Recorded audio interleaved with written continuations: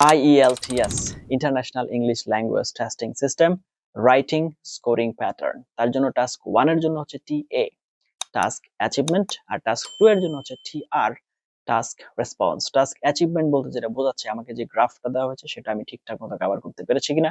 Task response বলতে যেটা বোঝাচ্ছে আমাকে যে স্টেটমেন্টটা দেওয়া হয়েছে সেটাকে আমি ঠিকঠাক মতো কভার করতে পেরেছি কিনা।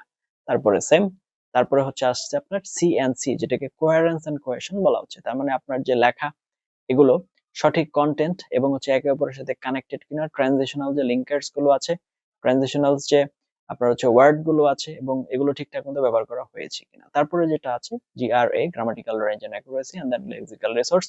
এগুলো হচ্ছে গ্রামাটিক্যাল রেঞ্জের ক্ষেত্রে পাঞ্চুয়েশন মার্ক, ক্যাপিটালাইজেশন থেকে শুরু করে যত গ্রামার আছে সব আসবে। লেক্সিক্যাল রিসোর্সের ক্ষেত্রে সঠিক শব্দের সঠিক ব্যবহার এসেছে কিনা। আপনি যখন রাইটিং এক্সাম দিবেন এই জিনিসগুলোকে মাথায় রেখে পরীক্ষা দিতে হবে, বা যখন প্রিপারেশন দিবেন তখনও মাথায় রাখতে হবে।